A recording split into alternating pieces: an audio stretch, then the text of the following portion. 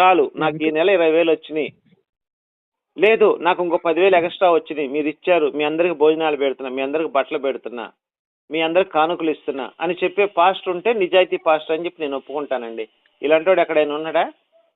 మీరు అడగచ్చు, ఏమండి పూజారులకు కూడా డబ్బులు వస్తాయి కదండి, మరి నేను అట్లా మాట్లాడుతున్నాను.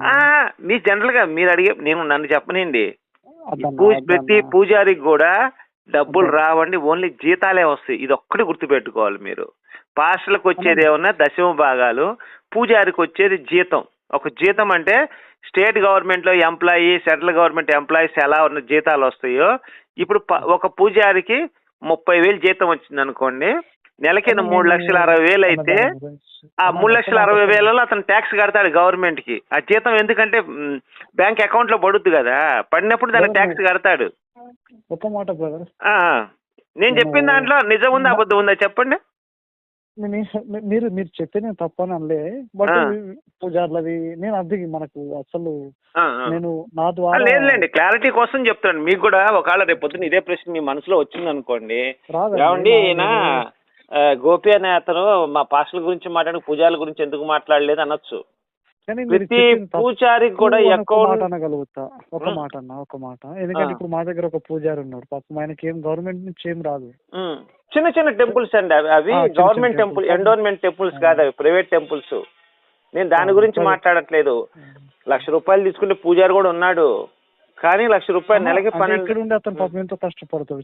అవునవును, ఉన్నారండి, అలాంటి వాళ్ళ గురించి కాదు నేను మాట్లాడుతుంది. ఇప్పుడు నేను లేని పాస్టర్ల గురించి మాట్లాడతలేదు, ఉన్న పాస్టర్ల గురించే మాట్లాడాను ఇప్పటిదాకా. నేను కలబర్ సతీష్ లేకపోతే ఇంకొక ఇమానియల్ అని ఒక పాస్టర్ ఇట్లాంటి వాళ్ళందరూ ఉన్నారు కదా, వాళ్ళ గురించి మాట్లాడాను. ఒక రిక్వెస్ట్ ఏంటంటే మీరు ఏమన్నా అంటే ఇట్లాంటి మంచి విషయాలు చెప్పండి కదా, అంటే ఇప్పుడు మీరు ఒక సూర్యుని. అవును, మీరు మంచిగా మాట్లాడితే మంచి విషయాలు చెప్తాను సార్. మీరు ఫోన్ చేసి నీ రాముడు దేవుడు ఎట్లా అయ్యాడు, నువ్వు ఎట్లా నమ్ముతావు అని నన్ను ఎదురు ప్రశ్న వేసాను, మరి నా కోపం రాదా? అది అంటే నేనేమంటా అంటే మీరు ఇప్పుడు నాకు దేవుడు కాకపోవచ్చు, ఉదాహరణకు సారీ, సో నాకు కాకపోవచ్చు, కానీ ఇప్పుడు రాముల్లో ఉన్నవంటి లక్షణాలు కొన్ని ఉంటాయి కదా. ఇప్పుడు ఏకపత్ని పురుషుడు అంటారు. ఇప్పుడు మంచి విషయాలు చెప్పు. ఇప్పుడు నేనున్నా సరే, నాకు నేను దేవునికి అంగీకరించకపోయినా కానీ ప్రతి గ్రంథంలో ప్రతి వ్యక్తిలో ఆ మంచితనం అనేది ఉంటుంది కదా. నేనే కాదనలేదండి దానికి. నేనేమంటున్నా అంటే ఇట్లాంటి ఈ స్థితిలోనికి వస్తే బాగుంటదేమో, ఇట్లాంటి విధానంలోనికి నా వంతుకు నేను చేస్తున్నా. సో అదే రీతిగా అందరిని కోరుకుంటున్నా, కానీ ఏం చేద్దాం, ఒక భారత్ మాతకి జయ అంటే నేనే వ్యతిరేకం అయిపోతున్నా. అది ఏముంది, మన భారత తల్లి లాంటిది. అంటే మీరు భారత మాతకి జయ అంటే మిమ్మల్ని వ్యతిరేకించారు ఎవరైనా? వ్యతిరేకించారు అంటే డైరెక్ట్ గా కొంతమంది వ్యతిరేకించారు కావచ్చు, కొంతమంది వ్యతిరేకిస్తారు. అసలు ఏంటి రీజన్ ఏంటి దానికి ఏమన్నా తెలుసా మీకు? భారత్ మాతాకి అనేది మీ అంటే మీరు అనుకునే విధానం నాకు తెలియదు. నేను మాత్రం నేనేమనుకుంటా అంటే ఇప్పుడు ఈ దేశం మన తల్లి లాంటిది.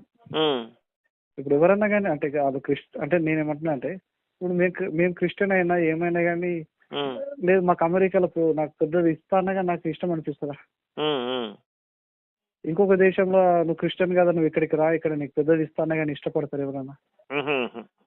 సో ఇది మన మాతృభూమి, మన దేశము తల్లి లాంటిది, మన దేశం, మన సంస్కృతి. ఇంత విధానం ఎక్కడ దొరుకుతుందండి? మన ఊరు విడిచిపెట్టుకోవాలంటే మనకు ఎట్లా అనిపిస్తుంది. అవును. సో మనకి తల్లి లాంటిది. సో అలాంటి దేశంలో సరే, ఇక నేనేమంటా అంటే ఇంకా నేను అనేది ఏంటంటే ఇప్పుడు మన హిందూ దేశం అని పేరు పెట్టాలనేది నేను అంటాను. ఏముంది, తప్పేముంది? అవునండి, ఇప్పుడు పాకిస్తాన్ ఉంది, ఇస్లామిక్ దేశం. అవును, అన్ని దేశాలకు ఒక్కొక్కటి వాళ్ళ గుర్తింపు ఉన్నప్పుడు సరే, మెజారిటీ ప్రజలు హిందువులు ఉన్నారు. సో మీరు ఇంత సాఫ్ట్ గా మాట్లాడినప్పుడు అసలు మీ నెంబర్ నేను ఎందుకు పెట్టానండి? నేను అంటున్నా కదా, నేను ఒక మాట మిస్టేక్ మాట్లాడినా లాస్ట్ లో, అది అప్పుడు మీరు మాట్లాడే ఆవేశంతో తొందరపడి మాట్లాడినా నేను అంటే ఎందుకు మాట్లాడినా అనేది నా మైండ్ లో ఒకటి మిగిలిపోయింది. అంటే నేను ఇట్లా సాఫ్ట్ గా మాట్లాడాను, నెంబర్లు పెట్టను నేను. ఎందుకంటే ఇప్పుడు ఆ రోజు అంత మాట్లాడేంత టైం లేకుండే, ఆ రోజు నేను అంటున్నా కదా ఆవేశము, ఇక అట్లా అయిపోయింది అది. సో నాకు అందరితో కలవాలనేది ఉంటుంది. మాకు ఉంటుందండి. ఇప్పుడు మేము ఎవరికి వ్యతిరేకం కాదు. ఫస్ట్ సార్ మీరు ఒక విషయం తెలుసో లేదో మీకు ఒక విషయం చెప్పనా? చెప్పండి. 2015కు ముందు క్రైస్తవుల గురించి మాట్లాడిన సందర్భాలు కానీ, బైబిల్ గురించి ప్రశ్నించిన సందర్భాలు కానీ ఎక్కడ లేవండి నాకు తెలిసి. సోషల్ మీడియాలో కూడా లేవు. అవును, రైట్. ఇప్పుడు ఎందుకు విపరీతంగా ఎక్కువ అయిపోయినాయి అంటే, మీరు ఒక ఎగ్జాంపుల్ అనుకోండి, మీరు ఒక మంచి పాస్టర్, మీకు ఒక 1000 మంది విశ్వాసులు వస్తున్నారు, ఇంకొక పాస్టర్ ఉంటాడు, అతను 15 మందిలు వస్తున్నారు. అప్పుడు ఈయనకి ఏమనిపిస్తుంది అంటే, అరే నా దగ్గర విశ్వాసులు తక్కువ ఉన్నారు కదా, ఎందుకున్నారు అని చెప్పి హిందూ దేవుళ్ళు రాళ్ళు రప్పులు, మన దేవుడు ఒక్కడే నిజదేవుడు అని చెప్తే వీళ్ళు వచ్చేస్తారు అనే ఆలోచన మీకు బయలుదేరుతుంది. అలా బయలుదేరి మీరు అట్లా నెగిటివ్ చెప్పటం వల్ల మీకు విశ్వాసాలు పెరిగే అవకాశం ఎక్కువ ఉందని చెప్పి మీరు అలా చెప్తూ ఉన్నారు మార్కెట్లో. మిమ్మల్ని చూసి ఆయన చూసి ఇట్లా ఒక పాస్టర్ పోటీ పడుతూ హిందూ దేవుళ్ళు తిడతాం మొదలు పెట్టేసరికి కడుపు మండిపోయింది హిందువులు. కింద ఎన్నాళ్ళు చూస్తూ ఊరుకుంటారు? కరెక్ట్ అన్న, ఇది కరెక్ట్, 100% కరెక్ట్. ఇప్పుడు విశ్వాసాలు పెంచుకుంటూ వాక్యాన్ని పెంచు, వాక్యంలో ఉన్న బలాన్ని పెంచు. నువ్వు కరెక్ట్ అన్న. నువ్వు రాళ్ళు అసలు సైతాన్ అనే మాట ఎక్కడి నుంచి వచ్చిందండి?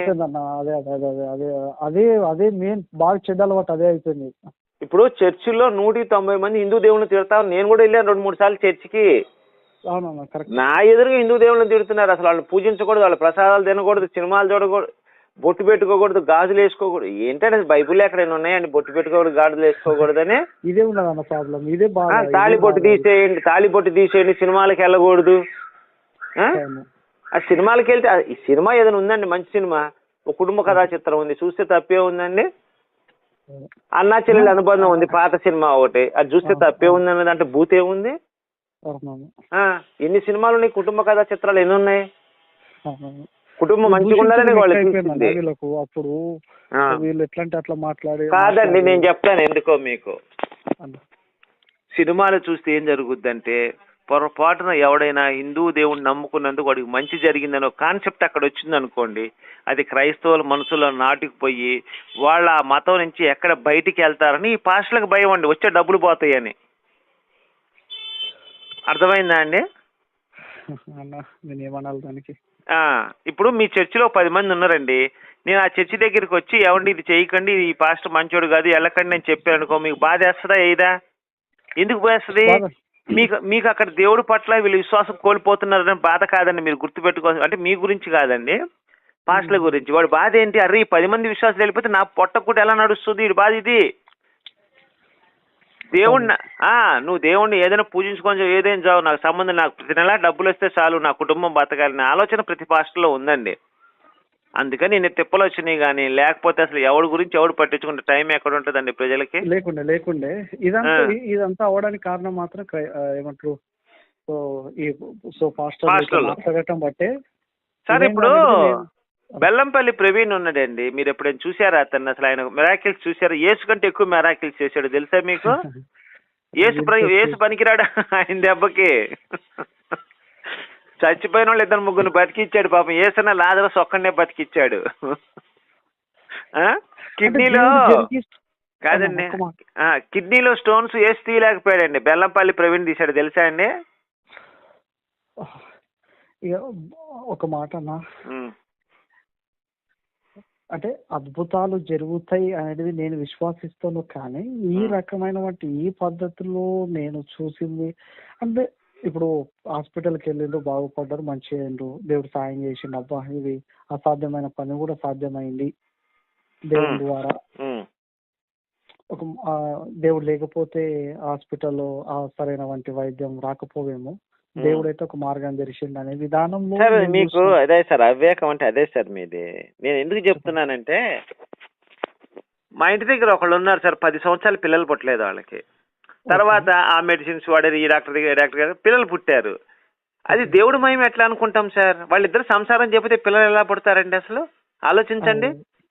దేవుడి మహిమతో పిల్లలు ఎలా పుడతారండి? అంటే నువ్వు కష్టపడితేనే నీకు ప్రతిఫలం ఉంటుందని భగవద్గీతలో స్పష్టంగా చెప్పాడు దేవుడు. నువ్వు పిల్లలు పుట్టాలనే కష్టపడాలి, ఊరికే పుట్టరు పిల్లలు. నేను రెండింటిని కూడా విశ్వాసిస్తా. ఇప్పుడు భగవద్గీత చెప్పినటువంటి ఒక మాట, కష్టపడితే కష్టపడాలి సార్, కష్టపడకుండా ఏది రాదు. అవును, నేను ఆ మాటను కూడా అక్కడ విశ్వాసిస్తున్నా. ఇక్కడ ఈ మాటను కూడా దేవుని దయ వలన. దేవుడి దయ అనేది ఉంటదండి.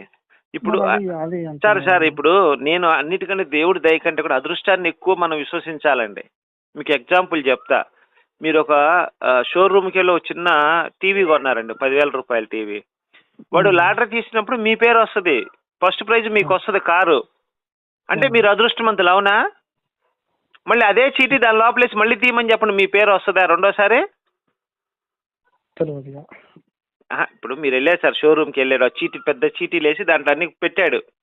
అవును. ఫస్ట్ ఏం చేశాడు, ఒక చీటీ తీశాడు, ఫస్ట్ మీ పేరే వచ్చింది చీటీ దిగని, అంటే అదృష్టవంతులు మీరేగా. అవును. మళ్ళీ అదే చీటీ లోపలేసి మళ్ళీ చిలక కొట్టి తీస్తే మీ పేరు వస్తుందా? చెప్పలేము, రాదు. 100% రాదు, వేరేవాడి పేరు వస్తుంది. మళ్ళీ వాడి పేరు వచ్చింది కదా అని వాడు అదృష్టవంతుడు అనుకుని మళ్ళీ ఆ చీటీ లోపలేసి చిలకొడితే అది వాడి పేరు రాదు, మళ్ళీ ఇంకోటి పేరు వస్తుంది. అంటే అదృష్టం అనేది సెకండ్కి మారిపోతుంటది. ఎప్పుడు ఒకే సెకండ్లో ఒకే అదృష్టం ఉండదు. మన అదృష్టాన్ని బట్టి కూడా వస్తుందండి. దేవుడు రాసి పెట్టుంటే మనకు ఆ రాసి పెట్టమని ఆ కర్మ సిద్ధాంతం అందుకే నమ్ముతాం మేము. మాకు రాసి పెట్టుంటే వస్తుందని. ఎతుక్కుంటూ పరిగెత్తుకుంటూ తలుపు తీసి వస్తుంది మా దగ్గరికి. నీ దగ్గర రాసి పెట్టలేదు కానీ నువ్వు ఎంత కొట్టిన కొంతమంది ఉంటారండి, ఐఏఎస్లు ఎంత కష్టపడి చదివిన వాళ్ళకి ఐఏఎస్ రాదు. కొంతమంది ఫస్ట్ అటెంప్ట్ అయినా వచ్చేస్తుంది. అవునా కాదా? అవునా కాదా అండి? ఓకే, నేను ఏమనాలన్నా, అదంతా అదృష్టం మీద డిపెండ్ అయి ఉంటదండి. దేవుడు తలరాదు అంటే మేము నమ్ముతాం. కర్మ సిద్ధాంతం మాకు ఒకటి ఉంటది. ఎంత ప్రయత్నం చేసినా ఒక్కోసారి మనకు అది దక్కదు. విషయాలు ముందుకు తీసుకెళ్ళండి అన్న. పాస్టర్ గా నేను ఒకటి, ఈ దేశానికి హిందూ దేశం అని పేరు అది పెట్టండి. ఎందుకంటే బైబిల్లో కూడా అట్లా ఉంది కదన్నా, హిందూ దేశం. అవునండి, ఎక్కడ ఉంటది అంటే అది ఎస్తేరు గ్రంథం 1వ అధ్యాయం 1వ వచనంలో ఉంటదండి. హిందూ దేశం అని ఉంటుంది అక్కడ. అదే ఇప్పుడు అంటే సో అంటే మామూలుగా ఏం పెట్టలేరు కదా. సో మరి హిందూ దేశం అని పేరు పెడితే ఎవరికి నష్టం, ఎందుకు నష్టం? అవునవును. ఒక మాట నేను అంటే నాకు తెలియదు, తెలిసిన వరకు మాత్రం ఇప్పటి వరకు నాకు ఇంతవరకు తెలుసు కనుక హిందూ దేశం అని పేరు పెడితే నష్టం ఏంటి? నష్టమేం లేదండి, నష్టం లేదు. ఓకే, అందరు మెజార్టీ ప్రజలందరూ కోరుకుంటుండ్రు కదా. సో మరి అంటే అది అంటే పెట్టగలుగుతారా అసలు? ఏమోనండి, అది ఎంత ఇంకా చూడాలి. అంటే నేను ఏమంటున్నా అంటే తీసుకెళ్ళండి, ఈ విషయాలు తీసుకెళ్ళాలా అనేది నా కోరిక ఒకటి. అంటే ఇప్పుడు ఇది ఏ దేశం అంటే హిందూ అని అంటాం. హిందూ దేశమేనండి, ఇది హిందూ దేశం. ప్రపంచంలో ఏకైక దేశం హిందూ దేశం ఒక్కటే ఉంది, హిందూ దేశం. సో కనుక అంటే నేను కొట్టినా కానీ హిందూ దేశం అంటే మనదే వస్తుంది. అంటే నేపాల్ కూడా ఉంది కానీ అక్కడ కొంచెం బుద్ధిస్టులు ఎక్కువ అండి నేపాల్లో. నేపాల్లో ఉన్నారు హిందూస్ ఎక్కువ. ఇటుపోతే మన శ్రీలంకలో ఉన్నారు. ఇక్కడంతా బుద్ధిజం ఎక్కువ ఉంటదండి. అంటే హిందూయిజం కూడా ఉంటుంది కానీ బుద్ధిజం కొంచెం ఎక్కువ ఉంటది పర్సంటేజ్. అందుకని వాటిని హిందూ దేశం అనలేము. సరే, ఇప్పుడు గోవు ఉంది కదా, గోవును జాతీయ జంతువు ప్రకటిస్తే దాన్ని వధించడానికి ఇష్టపడరు కదా. ఏమో సార్, దాని గురించి నాకు అంత ఐడియా లేదండి. ఆ జాతీయ జంతువు అనే దాని మీద పెద్ద చర్చ ఉందండి. అదంతా కూడా అది మనకి అంత ఐడియా లేదు దాని గురించి, అంత పెద్ద చర్చించడానికి మనకి. అది జాతీయ జంతువు ప్రకటించారనుకో రోడ్ల మీద తిరగడానికి ఉండదు ఇంకా ఆవు. పొరపాటు కారుడు గుద్దాడు అనుకోండి, లేకపోతే కాలు తగిలింది అనుకోండి, మరి అది జాతీయ గది అందుకని దాని మీద పెద్ద ఇష్యూస్ చాలా బయలుదేరుతాయి. అట్లా దాన్ని ఇప్పుడు అలా ప్రకటించకుండా కూడా చాలా రూల్స్ తేవచ్చండి. అవును. దాన్ని ఏదైనా కావాలని నువ్వు విద్వేషపూర్వకంగా దాన్ని గాయపరిచినా కానీ దాన్ని పెట్టి నాన్ బెయిలబుల్ కింద కేసు బుక్ చేయొచ్చండి. ఇప్పుడు అట్రాసిటీ కేసు ఉంది, సేమ్ అలానే గోవు మీద కూడా పెట్టచ్చండి. జాతీయ జంతువు ప్రకటించినంత మాత్రాన ఇప్పుడు దాన్ని ఏదైనా చేశారనుకోండి, ఇప్పుడు మనం తెలియకుండా జరిగే పొరపాట్లకి మనం బాధ్యత వహించాల్సి వస్తుంది. అందుకేనండి చాలా రిస్కులు ఉన్నాయండి దాంట్లో. మన మధ్యలో ఉంటది కనుక పొరపాటున మన తెలియక చేసినా కానీ తెలియక చేస్తారు కదా పొరపాటున, ఏదో కారు బైక్ తగలటం లేకపోతే ఇంకా రకరకాల ప్రాబ్లమ్స్ వచ్చినప్పుడు అది కొంచెం ఇష్యూస్ అయిపోతాయి. అట్లాంటి చాలా ప్రాబ్లమ్స్ ఉన్నాయండి. ఒక జాతీయ జంతువు ప్రకటించాలి అంటే చాలా రూల్స్ ఉన్నాయి. మూడవది ఏంటంటే మూడోది ఏంటంటే ఇప్పుడు మీరు ఒక సూర్యుని గురించి ఒక విషయం చెప్పిండ్రు. సో మీరు అట్లా చెప్పినప్పుడు దాని గురించి మేము మాలాంటి వ్యక్తులు ఆలోచించినప్పుడు ఇంకా దాని ద్వారా ఒక 4 విషయాలు మేము ఏమైనా తెలుసుకోగలుగుతాం కదా. ఏ సూర్యుడి గురించి అండి? ఇప్పుడు మీరు సూర్యుడు ముందా భూమి ముందా అనేది ఒకటి అన్నారు. అవునండి, అవును. సో అంటే నేనేమంటున్నా అంటే ఇప్పుడు నాకు తెలియకుండానే చాలా విషయాలు నేను తెలుసుకున్నా. అంటే ఇప్పుడు సార్ మీరు బైబిల్ చదివితే అసలు అసలు దాంట్లోనే ఉంటాయి సార్. ఇప్పుడు నక్షత్రం పెద్దదా భూమి పెద్దదా అంటే మీరేం చెప్తారండి? ఒక్క మాట అన్న, నాకు నేను ఒక్క మాట నేను ఏమంటున్నా అంటన్నా, మీరు రైట్స్ అంటే ఇట్లాంటివి మీరు మీరు ఇది చేసింది అనుకో, ఒక మంచి కాపీ మాట్లాడింది అనుకో, ఆ విషయాల గురించి నాకు తెలియదు అనుకో, నేను కొంచెం తెలుసుకుంటాను. సరే నేను చెప్తానండి. అన్నిట్లో కల్లా నక్షత్రం చాలా పెద్దదండి. భూమి కంటే కొన్ని 100 రెట్లు 1000 రెట్లు పెద్దదిగా ఉంటుంది నక్షత్రం. 100 రెట్లు 1000 రెట్లు అంటే చూడండి, అంటే భూమిని ఒక 100 భూములు తీసుకెళ్లి దాని మీద పెట్టినా కానీ అది ఇంకా 100 భూములు ప్లేస్ ఉంటుంది. అంత పెద్ద పెద్ద నక్షత్రాలు ఉన్నాయి. అంటే భూగోళాన్ని తీసుకెళ్లి ఒక నక్షత్రం మీద పెడితే ఇలాంటి ఇంకొక 100, 200, 500, 1000 పట్టే నక్షత్రాలు కూడా ఉన్నాయి. అంటే భూమి కంటే నక్షత్రాలు చాలా పెద్దవి. అవి భూమి మీదకి కాంతికి రావటానికే సంవత్సరాలు టైం పట్టుద్దండి, ఆ కాంతి భూమి మీదకి చేరటానికి. ఇప్పుడు సూర్యుడి నుంచి భూమి మీదకి రావడానికి 8 నిమిషాలు టైం పట్టుద్దండి కాంతి. అక్కడ బయలుదేరినట్టే రాదండి, 8 మినిట్స్ టైం పడుతుంది ప్రయాణం చేయడానికి గాల్లో. అదే మధ్యలో శూన్యం నుంచి అది తర్వాత గాలిలోకి వచ్చి మనకు రావడానికి 8 నిమిషాలు పడుతుంది. అలానే దానికంటే కొన్ని కోట్ల మైళ్ళ దూరంలో ఉన్నటువంటి నక్షత్రాల కాంతి రావడానికి కూడా 1 సంవత్సరమో 2 సంవత్సరాలు లేదా 10 సంవత్సరాలు ఎంత టైం పడుతుందో తెలియదు, నక్షత్ర దూరాన్ని బట్టి అనమాట. అది కూడా నక్షత్ర కాంతి చాలా ఉంటుందండి, సూర్యుడి కంటే చాలా వెలుగు ఎక్కువ ఉంటుంది దానికి. ఆ బైబిల్లో తూర్పు దేశ జ్ఞానులు వచ్చినప్పుడు నక్షత్రం దారి చూపిస్తుందని రాస్తారు. ఎక్కడో కొన్ని వేల మైళ్ళ దూరంలో ఉన్న నక్షత్రము చిన్న భూమి మీద దారి ఎలా చూపిస్తుందండి? అంటే నక్షత్రం అంటే అసలు భూమి కంటే ఎన్నో వేల రెట్లు పెద్దది. అలాంటి నక్షత్రం భూమి మీద మనిషికి ఎలా దారి చూపిస్తుందండి టార్చ్ లైట్ చూపించినట్టు? 100 భూములు పక్కన పెడితే ఆ లైటింగ్ వచ్చి 100 భూముల మీద పడుద్ది. అంటే భూగోళాలు 100 పెట్టామనుకో, మనలాంటి ప్రపంచం లాంటి మన భూగోళం లాంటి భూగోళాలు 100 పక్కన పెట్టామనుకోండి, ఆ కాంతి 100 భూగోళాల మీద పడుద్ది. అలాంటి కాంతి యేసుకు తూర్పు దేశ జ్ఞానులకు దారి చూపించటం ఏందండి? నక్షత్రపు దారి చూపించిందండి. అది ఎంత అసహ్యం అండి, అది ఎంత హాస్యాస్పదం అండి. సూర్యుడు ఉన్నాడండి, సూర్యుడి కంటే కొన్ని వేల రెట్లు పెద్ద నక్షత్రాలు. సూర్యుడు భూమి మీద దారి చూపిస్తాడండి ఓ ప్రత్యేక మనిషికి? నాకు తెలియని విషయాలు చాలా ఉన్నాయి అనుకున్నాను. ఇది చెప్పండి పోనీ, తూర్పు దేశ జ్ఞానులకి నక్షత్రం దారి చూపించింది అని రాశారు. నాకు అంత తెలియదు బ్రదర్. బైబిల్ చదవలేదా మీరు? చదివినా కానీ ఇంతవరకు అంతా ఆలోచన చేయలేదు అంటున్నాం. ఈ వచనం ఉందా లేదా? తూర్పు జ్ఞానం చూసి సరే నక్షత్రాన్ని చూసుకుంటూ వాళ్ళు వెళ్ళిండ్రు అనేవంటి విషయాన్ని ఉంది. నక్షత్రం వెలుగు చూపించింది, దారి చూపించింది అని రాస్తారు అక్కడ. అవును, దారి చూపించింది, వాళ్ళు వెళ్ళిండ్రు. ఎలా చూపిస్తుందండి దారి చెప్పండి? నక్షత్రం దారి ఎలా చూపిస్తుంది? అంత పెద్దది, ఎక్కడో వేల కోట్ల మైళ్ళ దూరంలో ఉన్న నక్షత్రము. ఇంకా సూర్యుడి కంటే ఇంకా చాలా దూరంలో ఉంటాయి అవి. సూర్యుడి కంటే చందమామ కంటే కూడా వేల కోట్ల కిలోమీటర్ల దూరంలో ఉంటాయి అవి, మైళ్ళ దూరంలో. ఎలా మంచి విషయాలు చూడండి సార్. మీ ఇప్పుడు దేవుడు భూమిని కదలకుండా పునాదులు వేసిన అని ఉంటది, కదలకుండా. మరి కదలకుండా అసలు సూర్యుడు రాత్రి పగలు ఎట్లా ఏర్పడతాయండి? ఇంకొకటి, సూర్యుడు దేవుడు పగలు రాత్రిని సృష్టించడానికి రాస్తాడండి. అసలు రాత్రిని ఆయన పగలనే రాత్రిని ఆయన సృష్టించలేదండి. చీకటి, ఇప్పుడు మీరు గదిలోకి వెళ్ళి మొత్తం తలుపులు వేసుకుంటే ఇది చీకటి అయిపోద్ది, మీరు లైట్ వేస్తే లైట్ వస్తుంది. పగలు వేరు రాత్రిని వేరు చేయటం ఏముండదు.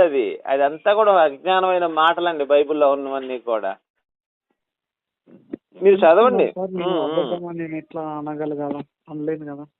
అలా నిజం తెలుసుకోండి సార్. ఇప్పుడు నేను కనపడ్డాడు కల్లా విమర్శించమని చెప్పటల్లా, మీరు నిజం తెలుసుకుంటే ఎప్పటికైనా మీకు ఉపయోగపడుతుందని నా బాధ. అదే. ఓకేనా బ్రదర్?